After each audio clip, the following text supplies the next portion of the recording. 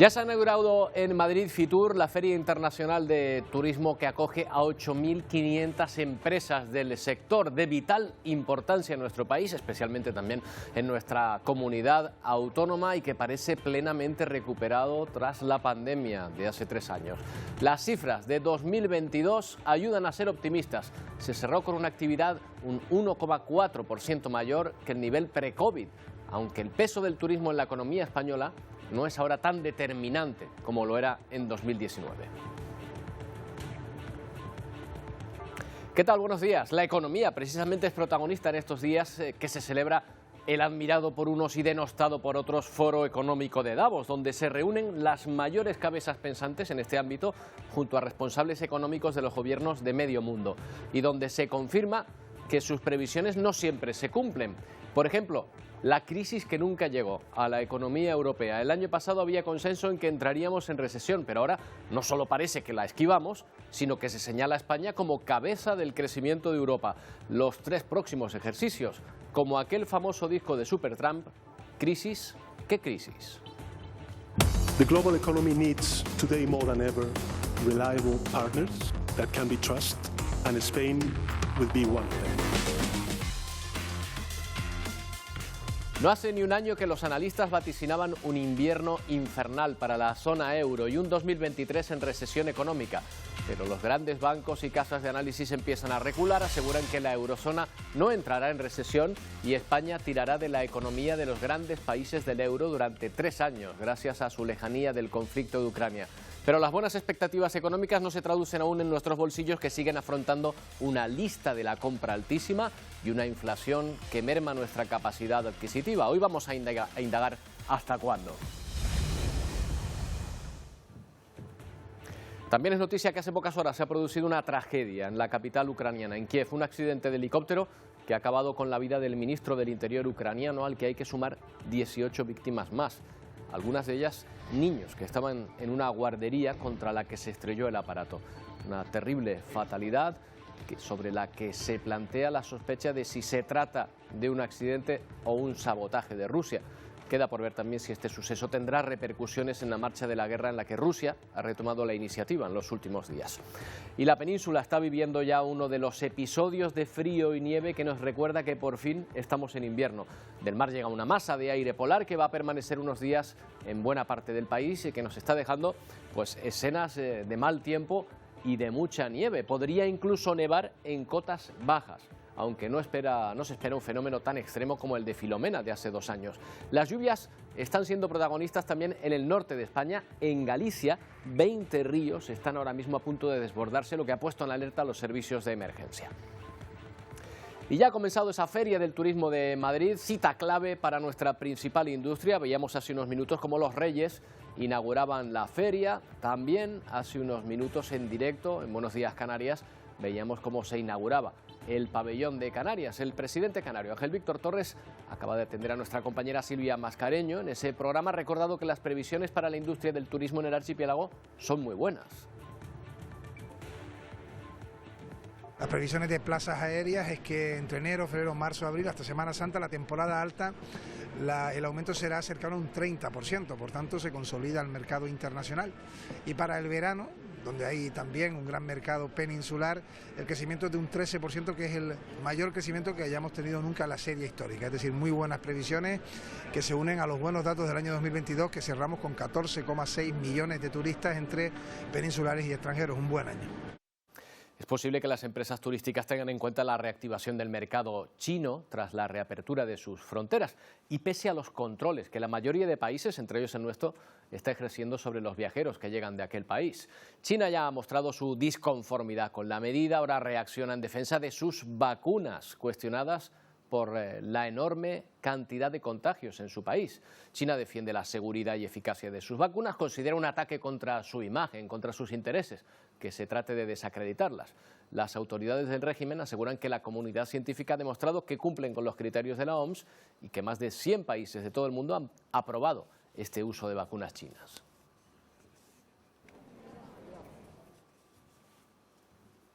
El mundo está atento a China y a su brote de COVID, justo cuando los chinos pueden viajar de nuevo. En España eso coincide además con varios conflictos protagonizados por los trabajadores de la sanidad. A las urgencias saturadas en varias comunidades se suma la huelga de los profesionales de atención primaria para reclamar mejoras en las condiciones laborales, además de más médicos de familia y pediatras. Miren, en este mapa, para orientarnos, vemos qué regiones están programando estas protestas. En las próximas semanas, el paro que mantienen los sanitarios en la Comunidad de Madrid, que se extiende a otras comunidades autónomas. Hay convocatoria de huelga en 5 de ellas, las que están en color naranja: Madrid, Valencia, Andalucía, Extremadura y Navarra, además de paros parciales en estas otras regiones, las que están en rayas amarillas y blancas: Aragón, Cataluña y Galicia, exactamente. Bueno, pues vamos a hablar de este y otros asuntos con Carolina Darias, la ministra de Sanidad, que acaba de estar en la inauguración del pabellón de Canarias en el Fitur y desde allí nos atiende. Buenos días, ministra, ¿qué tal? ¿Cómo se encuentra? Hola, buenos días, Roberto, saludos cordiales. Bueno, estamos hablando de la sanidad del país en buena parte en huelga en estos días en varias comunidades autónomas. Ya sabemos que la mayoría de las competencias en esta materia están transferidas, pero ¿se puede hacer algo desde el gobierno central, desde el gobierno estatal, para paliar esas quejas de los sanitarios?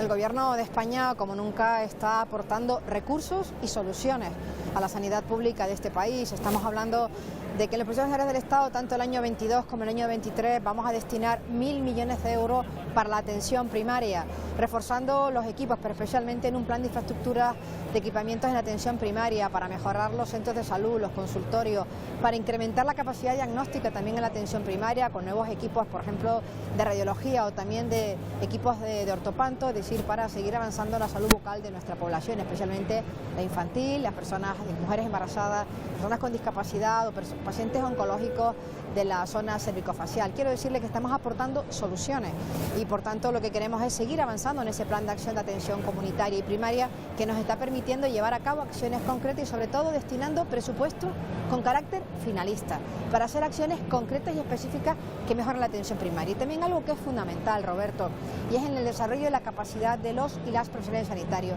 Estamos incrementando junto con las comunidades autónomas las ofertas sanitarias especializadas, los MIR, como nunca. En el 2018, hasta esta convocatoria que va a tener lugar este próximo sábado, el 21 de enero, se ha incrementado en más de un 40% las plazas de formación sanitaria especializada y concretamente un 36% más de médicos de atención primaria y comunitaria. Por tanto, seguimos trabajando de manera conjunta, aportando recursos y aportando soluciones. Ya sabíamos, ministra, que el COVID iba a convivir con nosotros durante mucho tiempo, pero a lo mejor no preveíamos la explosión de casos que se ha dado ahora en China. Se han establecido controles en los aeropuertos, entre ellos los nuestros, los de España. Me gustaría preguntarle si estos protocolos han dado resultado, han detectado casos, han evitado que entren, y si se van a mantener pese al malestar mostrado por China por estos controles. Bueno, como saben, España, desde el Gobierno de España actuamos en el caso con la relación de casos de COVID en China con anticipación y con coordinación. Anticipándonos en la toma de medidas, lo que hemos aprendido en las lecciones de la pandemia es la importancia de coordinarse, pero sobre todo de tomar las decisiones con celeridad y hacerlo de manera coordinada. Establecimos controles en los aeropuertos de llegada de vuelos directos, normalmente en Madrid y Barcelona, y de los controles hechos hasta ahora, en torno a 1.000 pasajeros han llegado, unos 850 es lo que digamos que los que han formado parte de los controles, cerca de 700 pruebas realizadas, y todas estas personas, estas 700, hemos encontrado 2 positivos, y en este caso con variantes ya conocidas. Por tanto, seguimos vigilando, seguimos monitorizando, y algo muy importante, la secuenciación para saber ante qué variantes estamos, y algo que ha venido fundamental, y es la importancia de seguir continuando con esa segunda campaña de vacunación contra la COVID, la segunda dosis de refuerzo, que sabemos que las vacunas han venido para protegernos, han venido para seguir salvando vidas. Entonces hago un llamamiento para seguir incrementando esa protección que sabemos que es fundamental para seguir haciendo frente al virus y especialmente estas vacunas que son adaptadas a variantes. Le voy a hacer una pregunta que seguro que no le han hecho últimamente, a ver si me da un titular. Ministra, ¿cuándo se quitan las mascarillas del transporte público? Bueno, estamos en una situación epidemiológica estable, hay que ver un poco la evolución, como bien usted me ha hecho la pregunta por China, porque hay preocupación y a partir de esto tomaremos la decisión y espero que no sea en un plazo muy tarde. Estos días ha surgido una polémica en torno a las medidas antiabortistas que podría plantear el Gobierno de Castilla y León. La primera reacción del Ejecutivo ha sido amenazar con recursos de inconstitucionalidad, pero realmente aún no se conoce si ese protocolo existe o no, ¿verdad?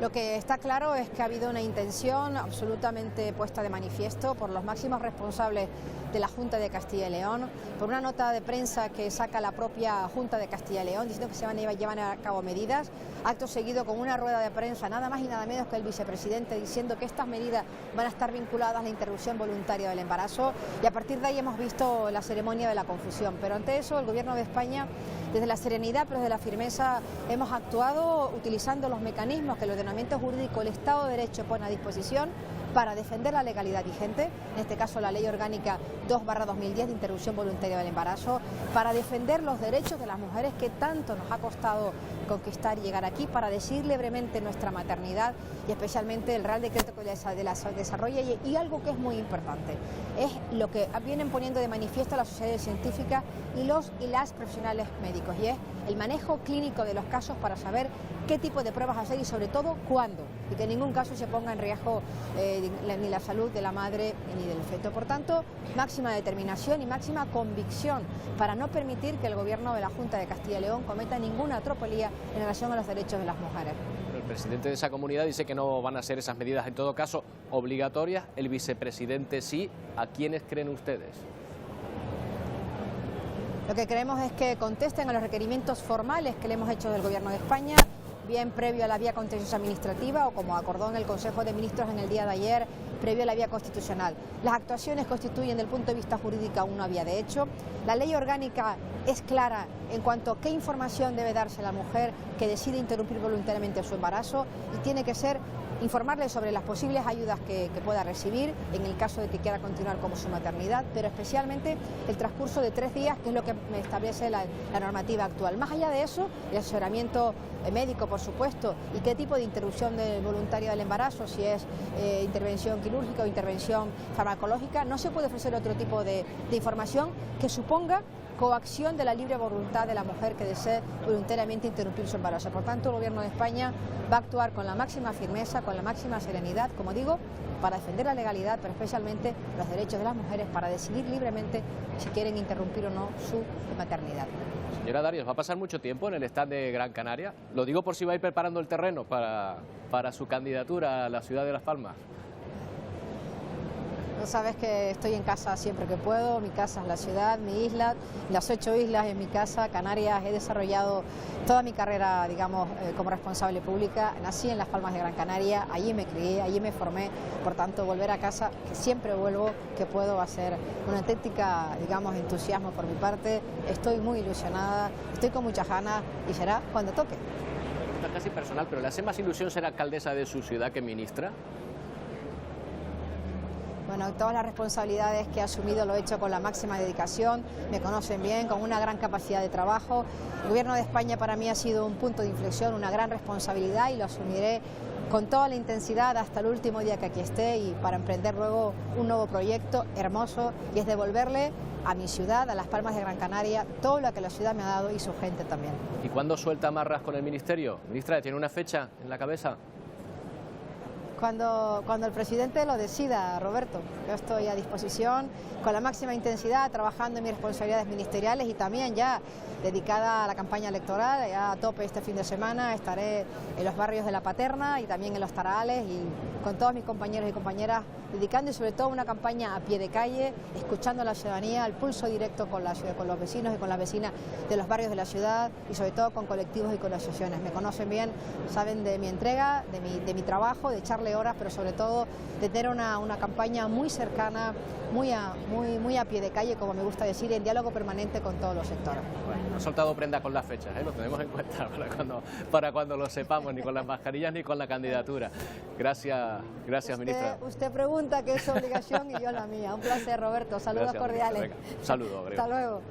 Bueno, pues ahí estamos en Fitur, atentos a lo que ocurre. También la delegada del Gobierno contra la violencia de género es noticia, Victoria Rosell, que explicó que el pasado mes de diciembre dio la orden de acelerar el reparto de pulseras para controlar a posibles agresores que salieran de prisión, previendo que esto pudiera suceder tras la aplicación de las nuevas normas. En su petición tenía que atenderse a cada mujer en 24 horas, pero según ella no se ha ordenado esa medida de control para las víctimas. Rosell defendió las pulseras, nadie con ese dispositivo asesinado desde 2009, y aunque cada vez hay más, la intención del Ejecutivo es que sean más numerosas y tengan más cobertura. Di la instrucción en diciembre ante las noticias de revisiones de penas sorpresivas para las víctimas o algunas excarcelaciones inesperadas, unos meses antes de la previsión inicial de libertad, de que se atienda en 24 horas las peticiones judiciales de instalación de dispositivos a estas víctimas afectadas por estas situaciones. Bueno, y en el Reino Unido están en shock tras descubrir que un policía abusó de mujeres durante 20 años, impunemente. Se le imputan 49 delitos, entre ellos 24 violaciones que ya ha reconocido. Pero atención, porque la ministra del Interior de este país advierte. This may mean more shocking cases come to light in the short term. Que más casos impactantes podrían salir a la luz próximamente. ¿Qué es lo que sabe la ministra que podemos saber dentro de poco respecto a asuntos como este? Bueno, mientras advertía a la policía de que es fundamental ganarse la confianza de las personas y castigar a los agentes corruptos.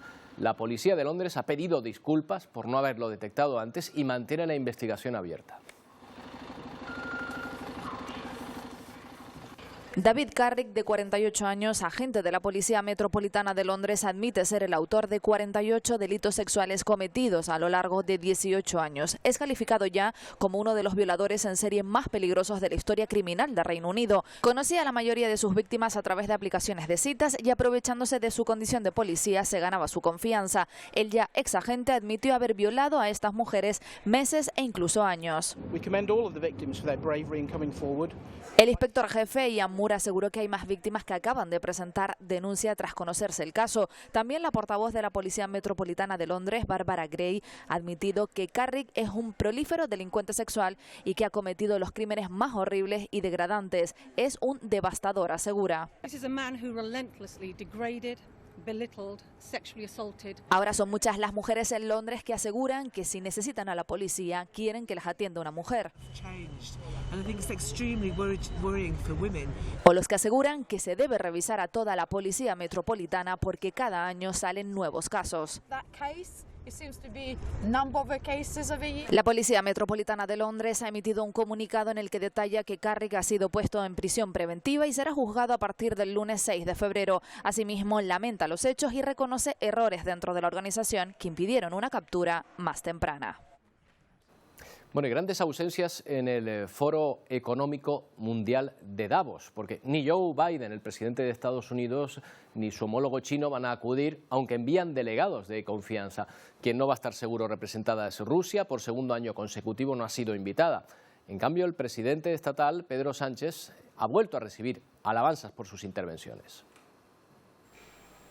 El Foro Económico Mundial que se celebra en Davos reúne a más de 2.700 líderes mundiales. Entre las intervenciones de este martes destacaron las de la presidenta de la Comisión Europea, Ursula von der Leyen, el viceprimer ministro chino, Liu He, y un año más la del jefe del gobierno español, Pedro Sánchez. La economía mundial necesita, hoy más que nunca, socios fiables en los que se pueda confiar, y España será uno de ellos. Debemos actuar todos hasta el límite de nuestra capacidad.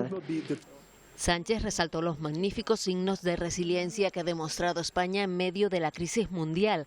Esto es lo que sucede justo después de su intervención y el momento se ha hecho viral en las redes sociales. Congratulations also on the good economic results in Spain. Es el presidente del foro felicitando a Sánchez por los resultados económicos de España, poniéndola de ejemplo como uno de los crecimientos más fuertes de Europa y además pidiéndole consejo. Todo esto en una conversación con un inglés fluido del que Pedro Sánchez hace gala. Pero sin duda, si hay una intervención que emocionó en esta primera jornada, fue la de la primera dama de Ucrania. Формулу, листи,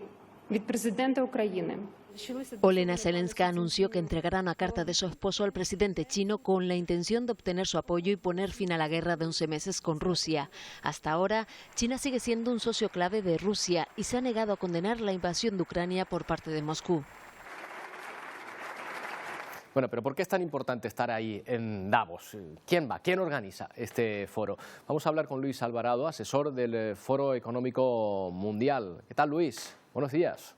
¿Qué tal, Roberto? Muchas gracias por invitarme. Bueno, que además te encuentras allí, en ese lugar, ¿no? Sí, estoy aquí en el pueblo de Davos, en Suiza, donde el Foro Económico Mundial organiza cada año esta cumbre, ¿no? Esta reunión anual de líderes económicos, líderes políticos, líderes sociales, para un poco encontrar puntos de encuentro en un mundo que está cada vez más fragmentado, ¿no? Bueno, pero ¿qué es el Foro Económico Mundial? Esto es como si una organización privada, un club de la ciudad organizase unas conferencias a las que de repente viene gente importantísima. No, el Foro Económico Mundial es la institución internacional de la colaboración público-privada. Ya desde hace 50 años, cuando se fundó, se identificó que los grandes retos que la humanidad iba a tener en las próximas décadas no tenían soluciones solamente públicas, los gobiernos por sí solos no iban a ser capaces, ni las empresas tampoco. Por tanto, es ese punto de encuentro entre lo público-privado y cada vez más entre lo filantrópico público-privado para intentar resolver este tipo de retos que van más allá de fronteras, de nacionalidades, de idiomas, cambio climático, violencia de género, una guerra en Ucrania, para que los retos de este siglo van a ser partenariados y van a ser conjuntos. Entonces, ese es el foco del Foro Económico Mundial, buscar soluciones público-privadas a los retos del mundo. Lo que ha habido ha sido una especie de cambio de dinámica, o por lo menos sobre lo que viene. Si hace apenas un año se estaba hablando de recesión, sobre todo en la eurozona, y de muchísimas dificultades y de una enorme crisis, ahora, en un periodo casi de meses, ha cambiado la percepción y estamos hablando de haber sorteado esa crisis y de ver a España casi como locomotora de nuestro continente. Bueno, creo que hay que ser un poco más cautos y un poco más humildes en este sentido. En 2023 va a ser un año duro, la inflación va a dar duro. Es verdad que va a ser más fuerte en algunas regiones que en otras y Europa parece, pero bueno, el impacto se va a notar, la gente lo va a notar. Entonces va a ser un año difícil para las personas a pie, las empresas y las instituciones. Entonces, tenemos que estar preparados y seguir fortaleciendo las bases de nuestras economías para que a partir de mediados de 2023 empecemos a ver muchas mejoras.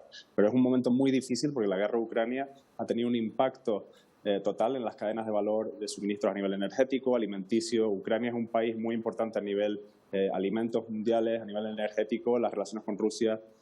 Ese movimiento geopolítico, entonces estamos empezando a ver las olas y todavía no somos conscientes del impacto a nivel mundial de lo que ese shock está teniendo. Por tanto, hay que ser un poco cautos en ese sentido porque va a ser un año difícil. O sea, ni tan mal como se planteaba antes, ni ahora de repente con tanto optimismo. Lo que sí está claro es que a España le han dado ahora mismo un papel predominante. Veíamos como el propio moderador felicitaba al presidente estatal por los datos económicos de nuestro país. Está claro que España está intentando ser relevante a nivel internacional, se está dejando notar y unas felicitaciones al gobierno por ahí. Hay mucho trabajo por hacer. Desafortunadamente no seguimos siendo todo lo relevantes que deberíamos a nivel Latinoamérica, a nivel mundial, a nivel Unión Europea. Se están empezando a hacer unos ciertos pasos, pero hay mucho trabajo por hacer. España tiene que jugar un rol mucho más importante a nivel global y hemos estado fuera de la conversación los últimos casi 15 años. Por tanto, sí, pequeños pasos, buenas noticias, pero hay una gran falta de las empresas españolas aquí, son muy pocas las que están. Por parte del gobierno, sí, el presidente está aquí, pero hace falta mucha más presencia española en lo internacional. Y bueno, ya de Canarias, sería mi sueño tener una delegación del gobierno de Canarias aquí peleando por algunos de los debates, porque las decisiones importantes a nivel mundial se toman en sitios como este, ¿no? Pues nada, Luis, ahí con ese deseo lo dejamos. Gracias por atendernos. Roberto, muchísimas gracias. Un saludo. A todos. Bueno, si hablamos de economía, hablamos de inflación, un término que ya todos conocemos y a que estas cifras macroeconómicas en principio optimistas todavía, desde luego, no están llegando a nuestros bolsillos. Hemos querido comparar cómo finalizó el pasado año esta inflación en los países de nuestro entorno. ¿Qué cifras de IPC tienen varios países europeos en comparación con el nuestro? Y la verdad es que en este aspecto España no sale mal parado. De hecho, los hemos ordenado de menos inflación a más. Fíjense, aquí está nuestro país, un 5,7% de inflación nada más frente a Francia, que está muy cerca. Alemania empieza a subir ya, nuestro vecino Portugal está a unos 9,6 y no digamos ya el Reino Unido o Italia, que superan los 2 dígitos en inflación. La ministra Nadia Calviño, la ministra de Asuntos Económicos, se aventuraba ayer a prever que el máximo de la inflación en la eurozona ya se haya pasado, que ya hemos pasado el pico de inflación y la subyacente, la que no incluye el precio de la energía ni de los alimentos no elaborados, llegará a su máximo este trimestre. Ya se ha dejado atrás el pico de inflación en la zona euro y se espera que la inflación subyacente, que como saben es la que excluye los precios de la energía y de los alimentos no elaborados, se espera que esta inflación subyacente también alcance el máximo en este primer trimestre del año. Bueno, pues vamos a ver si Raimon Torres, director de coyuntura de Funcas, comparte este optimismo. ¿Qué tal, Raimon? Buenos días. Hola, buenos días. ¿Está de acuerdo con la ministra? Bueno, yo creo que lo más importante es la evolución de los precios energéticos. Esto es lo que está dando un respiro a la inflación. Estamos viendo, por ejemplo, el precio del gas que se sitúa realmente en niveles que son prácticamente los mismos que teníamos antes de la guerra en Ucrania, por tanto, unos niveles mucho más moderados, y esto está ayudando desde el punto de vista de la desescalada de la inflación. Ahora todavía yo creo que queda mucho por hacer hasta que podamos declarar realmente una victoria total ante este fenómeno tan nefasto para nuestra economía y nuestra sociedad, que es la inflación. Porque a la vez que se van moderando los precios energéticos, todavía los precios de los alimentos mantienen una senda creciente. Estamos hablando de un 15% prácticamente de incremento interanual en el IPC de alimentos, tanto en España como en el resto de países europeos. Y esto poco a poco va desbordando al resto de precios y por eso lo que se llama la inflación subyacente, es decir, excluyendo la energía y los alimentos frescos, esa inflación subyacente todavía se resiste a descender y por tanto esto es lo que se presenta ante nosotros para este año, una desescalada muy gradual y muy compleja de la inflación y por tanto todavía ante nosotros pérdidas todavía de poder adquisitivo para los hogares. Claro, en este sentido, ¿hasta cuándo hemos retrocedido en nuestro poder adquisitivo? ¿Cuánto más pobres somos ahora que cuando comenzó esta espiral? Se puede decir que prácticamente hemos perdido 5% de poder adquisitivo. Esto es un promedio para el conjunto de los hogares españoles y significa que prácticamente se han volatilizado 40.000 millones en renta disponible de los hogares como consecuencia de la inflación. Además, inflación de la mala, porque no es una inflación, digamos, de precios internos, es algo que actúa como un impuesto sobre nuestra renta disponible, sobre nuestros ingresos, nuestro nivel de vida y, ha perjudicado especialmente a los hogares y a los asalariados que, han sufrido un golpe muy duro en el 2022 y todavía este año, además del 5% ya de descenso registrado el año pasado en poder adquisitivo, todavía podríamos perder un 1% adicional. Claro, Raimon, a mí tengo una curiosidad en este sentido, porque cuando empezaron a subir los precios de la cesta de la compra se decía que tenía que ver con la energía. Como usted acaba de señalar, los de energía han bajado, pero la cesta de la compra sigue subiendo. ¿Por qué? Claro, aquí lo que pasa es que hay fenómenos muy complejos, ¿no? Uno es el retardo del encarecimiento de los carburantes, de la electricidad, el retardo hasta que esto se traslada al conjunto del aparato productivo, en toda la cadena de valor, y todavía los precios de los alimentos, ese incremento tan intenso, ¿no? del encarecimiento de la cesta de la compra, todavía hasta cierto punto refleja el encarecimiento del transporte, los hidrocarburos, la electricidad, etcétera. Pero además hay otro fenómeno, y tiene que ver con un fenómeno de tipo climático, es decir, que lo que ha pasado también en 2022, desafortunadamente lo que ha pasado es que, con la sequía, con la reducción de recursos hídricos, ha disminuido la recolección de, por ejemplo, de oliva y por tanto esto ha afectado a la oferta de aceite de oliva y de otro tipo también de suministros incluso a nivel internacional. Hemos visto también los fertilizantes que están por las nubes y esto afecta al conjunto de bienes que componen la cesta de la compra. Por lo tanto, yo creo que hay un retraso por una parte de los precios de la energía que todavía se está reflejando en el precio de los alimentos, pero además está el fenómeno, digamos, propio al sector de la producción agrícola, que también ha afectado en mayor medida en 2022 el IPC, ¿no? Yo creo que de cara a este año cabe esperar una mejora, tanto desde el punto de vista de la energía, como ya mencionaba, pero también bueno, cabe esperar que las condiciones climatológicas sean un poco más benévolas este año que el anterior, por lo menos cabe esperarlo. Se culpa a la guerra de Ucrania de buena parte de esta inflación. También es verdad que la inflación empezó antes que la guerra, la espiral inflacionista, pero si mañana acabase la guerra de Ucrania, Raimon, ¿qué influencia tendría? ¿Se acabaría la inflación de golpe? No, yo creo que no, que la inflación tiene su propia dinámica, lo has dicho. Antes de la guerra en Ucrania ya habíamos visto un repunte realmente muy abrupto precisamente del gas, de la electricidad, ya conocíamos esos problemas y por tanto esto va a seguir después de un desenlace que esperamos sea temprano de la guerra en Ucrania.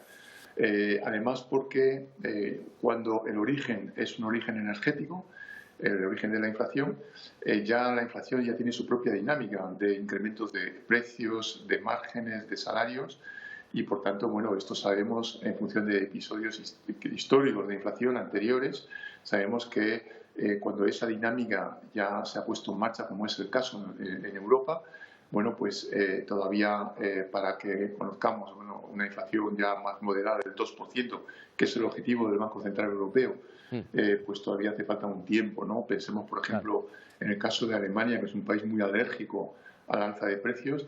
Bueno, a principios de los años 90 del siglo pasado, pero bueno, conocieron un episodio de inflación también como consecuencia de la reunificación del país y se tardaron 3 años hasta recuperar una senda más razonable de precios. Por tanto, yo creo que hace falta un cierto tiempo hasta que alcancemos otra vez los niveles de inflación previos a este brote que conocemos desde el 2021. Oye, Raimon, la última, y no nos queda mucho tiempo. ¿Cómo se resuelven estos periodos de inflación? ¿De repente vamos viendo que los precios van bajando otra vez o no? ¿O se quedan igual y lo que va aumentando es nuestro sueldo o nuestro salario? Claro, yo creo que ya hemos perdido, es decir, que mucho depende de la inflación, del tipo de inflación. Y realmente el tipo de inflación que hemos conocido es una inflación importada.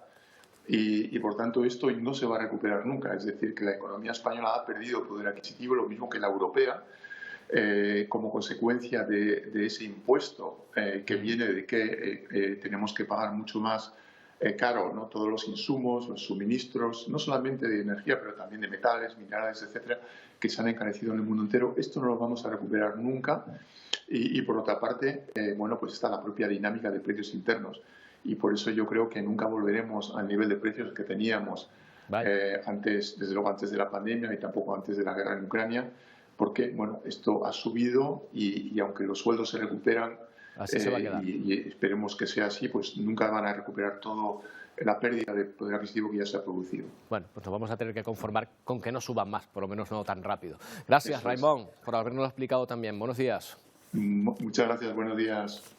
Bueno, Ucrania, precisamente hoy está marcada esta situación por un accidente de helicóptero, una auténtica tragedia que se está investigando, cuyas causas aún no se conocen, pero que ha acabado con la vida de 18 personas en Kiev, entre ellos el ministro del Interior y otras 18 personas, algunos de ellos niños, porque el helicóptero se estrelló contra una guardería. El helicóptero del Servicio de Emergencias ucraniano se dirigía a un denominado punto caliente de combates en la región. Pero minutos después de despegar se estrellaba contra este edificio al noroeste de Kiev. En su interior 9 personas, entre ellas el ministro del Interior, el viceministro y su secretaria de Estado. Todas han fallecido. El accidente ha dejado 18 muertes, entre las víctimas 3 menores. La aeronave impactó contra un edificio residencial y cerca de una guardería. Además, unas 30 personas, entre ellos 15 niños, han resultado heridas y han sido trasladadas al hospital. El presidente Zelensky ha calificado de terrible tragedia el siniestro, mientras en la zona del accidente los restos del helicóptero esparcidos por la calle y el denso humo mantenían a la población en alerta. Aún se desconoce el motivo de este accidente que ha acabado con la vida de Denis Monastyrsky, que subió al cargo de ministro en 2021. El fiscal general del Estado ha asumido el caso y no descarta ninguna hipótesis. Bueno, hace unas horas ha dimitido el asesor del presidente Zelensky al sugerir que el misil que impactó en este edificio de Dnipro fue desviado por la inteligencia ucraniana. Un ataque que acabó con la vida de un famoso entrenador de boxeo ucraniano que se encontraba en ese mismo momento celebrando el cumpleaños de su hija en la cocina. Una estancia que ahora ha quedado al descubierto entre los escombros, donde siguen trabajando los servicios de emergencia. La ciudad ha despedido al deportista con actos públicos multitudinarios.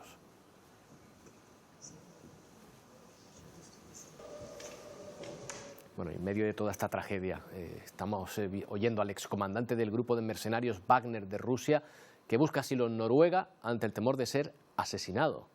Se llama Andrei Medvedev, se unió en julio de 2022 al ejército ruso, dijo que había escapado tras presenciar el asesinato y maltrato de prisioneros en el frente, hechos que el propio grupo de mercenarios no ha reconocido, por eso los abandonó, según han dicho, por miedo a perder la vida. La policía noruega lo ha detenido por cruzar ilegalmente la frontera.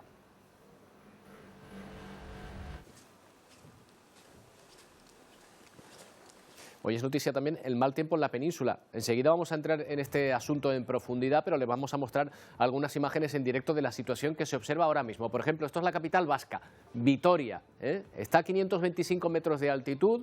Esto es por encima de la cota de nieve que se espera, que está en torno a 400, y por eso estamos viendo ese paisaje nevado ahora en la ciudad. También ha nevado en Pamplona, en Ávila, incluso se esperaba que nevara a nivel de mar, aunque esto no ha ocurrido. Hace mucho frío hasta ahora en la playa de la Concha, en San Sebastián, cuya imagen vemos ahí también en directo. Enseguida volvemos.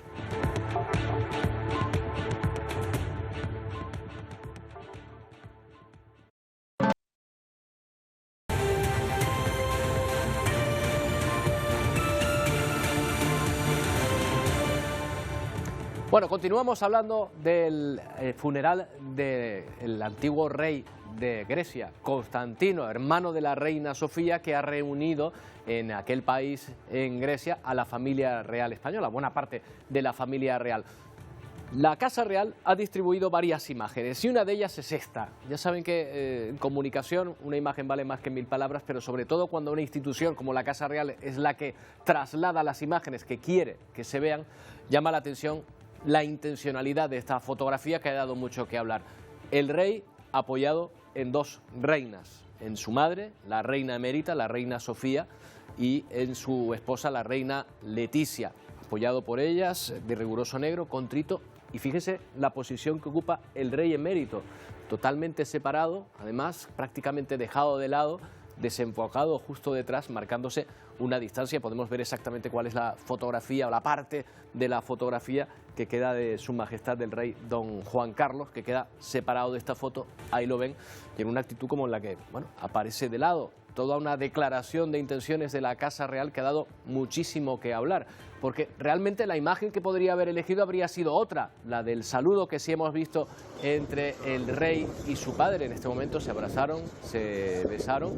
Hemos visto esta imagen publicada por la prensa griega, por ejemplo, pero la Casa Real no ha querido elegir estas imágenes en concreto, sino esas otras que les hemos mostrado.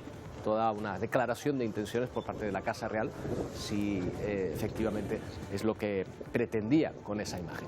Y otra imagen llamativa que nos encontramos hoy, la del activista medioambiental Greta Thunberg, desalojada a la fuerza por la policía alemana tras participar en una protesta. Este es el momento en que la policía se lleva a Thunberg mientras protestaba en una mina de carbón que se va a ampliar, mina de carbón a cielo abierto, y que va a obligar a la demolición de un pueblo que ya ha sido desalojado, ya ha sido abandonado, salvo por algunos activistas que todavía tratan de atrincherarse en él. Según la policía, Thunberg fue sacada de la zona de peligro y puesta en libertad tras un control de identidad.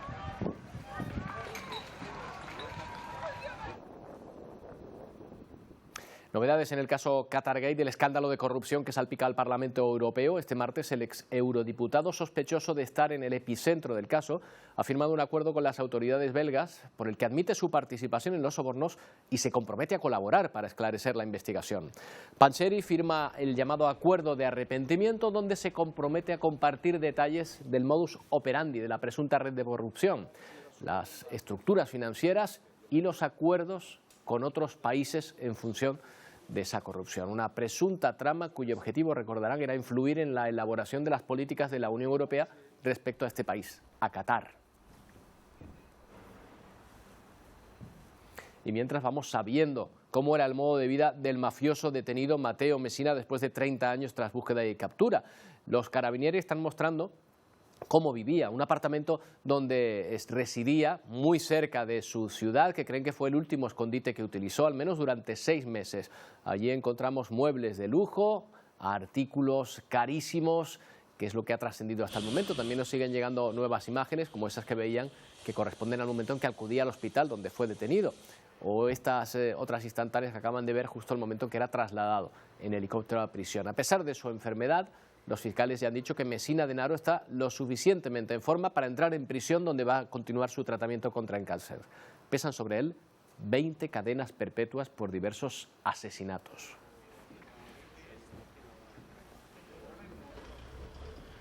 Y a Perú le están pasando factura las protestas a nivel económico, a nivel turístico. Se siguen bloqueando los accesos a la principal zona turística del país, Cusco. Las protestas contra el gobierno de Dina Boluarte están haciendo que millones de turistas dejen de visitar una de las maravillas del mundo, Machu Picchu. La Cámara de Comercio ha confirmado que se han cancelado el 90% de las reservas turísticas. Antes de las protestas, la región recibía un promedio de 3.000 visitantes diarios. Ahora apenas llegan ninguno. Producto de estos bloqueos hay desabastecimiento también de alimentos y de combustible. Un coste económico y social enorme. Bueno, eso era Cusco, esto es Lima. La situación tampoco mejora allí, donde la policía ha terminado gaseando a los manifestantes en una marcha pacífica por la paz. Llegan desde todos los puntos del país para participar en la toma de Lima. Así han llamado la gran manifestación que se prepara. Las autoridades peruanas también lo hacen, reforzando la seguridad con más policía.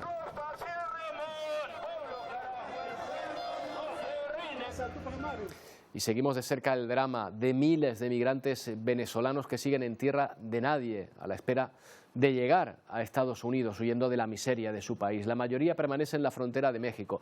Su objetivo es obtener un permiso de ingreso a Estados Unidos. La ralentización de estos procesos está generando descontento e incertidumbre en la frontera. Nos lo cuenta Víctor Hugo Castillo. La cita me tocó el día 18, la tengo en Hidalgo, en Reynosa. Con el anuncio del Departamento de Seguridad Nacional de Estados Unidos de la nueva función de programar citas a través de la aplicación móvil CBP One para un procesamiento fronterizo seguro, ordenado y humano, también ha llegado la preocupación y el temor entre los migrantes que han logrado agendar una cita. ¿Qué te piden? ¿Qué te exigen? Y si realmente uno tiene la posibilidad de entrar y que no. La complicación ahora es dirigirnos a Juárez, que es donde nos tocó la cita. Según el Departamento de Seguridad Nacional, las citas a través de la aplicación móvil CBP One están destinadas para migrantes que puedan demostrar que atraviesan situaciones humanitarias excepcionales. Aclaran que no se trata de una solicitud de asilo y que la cita no garantiza el ingreso al país. Con este proceso, la administración del presidente Biden busca ampliar las vías de inmigración legal, reducir los cruces irregulares y aumentar la seguridad en la frontera.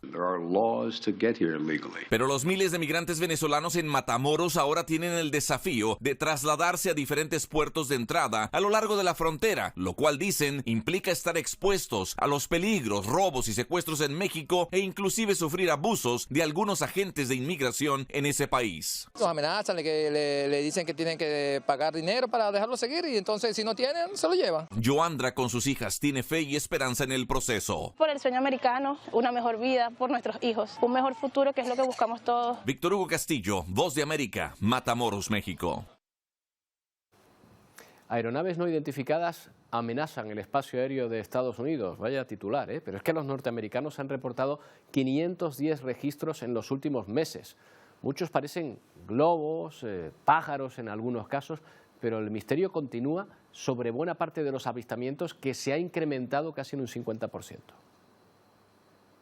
Estamos viendo 80, 90, 100 naves espaciales. Un aumento significativo de objetos no identificados ha sido detectado en el espacio aéreo estadounidense, cuenta el guía de excursiones para ver ovnis en Arizona, Michael Ocedona.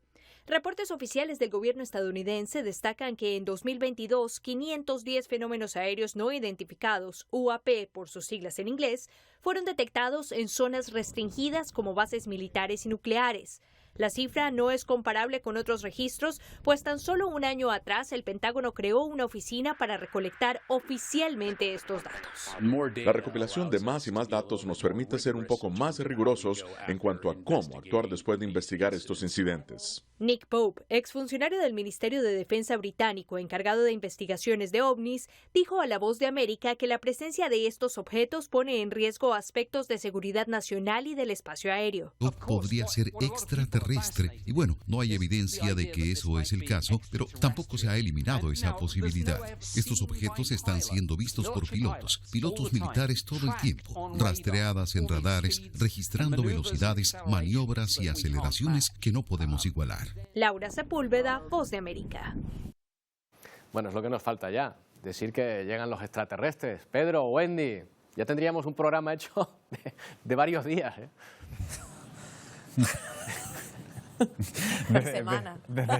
Desde luego que sí. ¿Qué tal, Roberto? Muy buenos días. Pues hoy aquí en Ponte al Día nos ponemos un poquito más serios porque la palabra indignación se queda corta para la familia de Romina Celeste, asesinada en enero de 2019 en Lanzarote. Todo ello después de la salida de prisión del presunto autor del asesinato. Su madre, desde Paraguay, asegura que la justicia le ha fallado. Vamos a hablar con ella y también lo haremos con la fiscal Rosa Rubio para seguir conociendo el transcurso de este caso que desde luego ha conmocionado a la sociedad canaria. Pero también Ponte al Día va a seguir siendo el altavoz del grito desesperado del sector primario en Canarias, de la agricultura, de la ganadería, que están viviendo una situación agónica, y lo vamos a hacer además, Wendy, con testimonios llamativos. Así es, hoy vamos a conocer el testimonio de un ganadero que nos cuenta que ha tenido que sacrificar la mitad de su explotación. Imagínense lo que ha supuesto para él. Hoy nos va a acompañar en Ponte al Día. Vamos también a hablar de nuestra gastronomía, y en nuestra sección de nutrición, muy atentos, vamos a hablar de obesidad, de la cantidad de azúcar que contienen muchos productos. Por ejemplo, un vaso de refresco o un vaso de leche con cacao soluble. En nuestro plató vamos a hacer un experimento que a nosotros nos ha dejado con la boca abierta y que seguramente a ustedes en casa también, porque les va a sorprender la cantidad de azúcar, especialmente ya sabemos que los alimentos procesados pues contienen bastante cantidad de azúcar y bueno, pues eso puede acarrear ciertas consecuencias. Vamos a abordar todo esto y muchas más noticias hoy en Ponte al Día en tan solo unos minutos. Roberto, hasta ahora. Hasta ahora, compañeros. Bueno, un programa completo hoy en Ponte al Día. Antes hablamos de la borrasca Fién, que está complicando la circulación en el norte de España y está provocando nevadas a partir de los 300 metros, una cota bastante baja. Miren, por ejemplo, las imágenes de Vitoria, donde la caída de los primeros copos ha obligado al ayuntamiento a activar el plan de nevadas. Los servicios municipales y las máquinas quitanieves ya están trabajando en distintos puntos para despejar las carreteras. La nieve ha causado algunos problemas en carreteras del País Vasco y de Navarra, porque también ha nevado en Navarra. Esto es Pamplona, la Plaza del Castillo. No solo ha nevado en la capital, numerosos municipios del centro y norte han amanecido cubiertos de nieve, tiñendo de blanco las principales vías de comunicación, con acumulaciones de hasta 20 centímetros ya. De Navarra, Castilla y León, esto es Ávila, ¿eh? Ahí están las murallas, con nieve también, el hielo ahí está causando problemas en las carreteras secundarias. Hay aviso naranja por acumulaciones de nieve, aquí se esperan unos 5 centímetros aproximadamente. Y de allí nos vamos a Galicia, Beonte en Lugo, donde el problema no es la nieve, sino el agua, las inundaciones. Aquí han tenido que calzarse las botas de agua directamente porque se está a punto de desbordar un río. Una decena de casas se han visto ya afectadas por las inundaciones. Hay otros 20 ríos en Galicia en la misma situación. Miren, por ejemplo, este zoo inundado en Torrelavega, en Cantabria. Cambiamos de comunidad, ha tenido que realojar a varios primates que estaban en una zona que ahora está totalmente inundada. Los ríos cántabros tuvieron el pico de su subida ayer y la situación hoy ya ha mejorado. Y esto es también Asturias, inundaciones en Villaviciosa, causadas también por un desbordamiento, el del río Linares. Las clases allí están suspendidas y hay cortes de la comunicación. Hasta el miércoles por lo menos se mantiene esta previsión con nevadas a 300 metros. Y el viento protagonista en la península, sobre todo en la zona costera, en Barcelona, más de una veintena de emergencias por las ráfagas de viento y cierre de todos los parques de la ciudad por el riesgo de caídas de ramas y árboles. En Baleares, 2 centenares de emergencias por culpa de la ventolera. Bueno, y nos despedimos con un espectáculo, el de las luminarias de San Bartolomé de Pinares, en Ávila. 135 caballos y también burros saltando sobre una veintena de hogueras repartidas por las empinadas calles de esta localidad, que nos dejan estas imágenes estremecedoras, ¿verdad? Tuvieron que luchar también contra las fuertes rachas de viento en este lugar. La costumbre forma parte de las raíces de este pueblo y se adelanta unas horas a la celebración de San Antonio, que es el patrón de los animales. Aquí les dejamos. Volvemos mañana a partir de las 11. ¡Feliz día!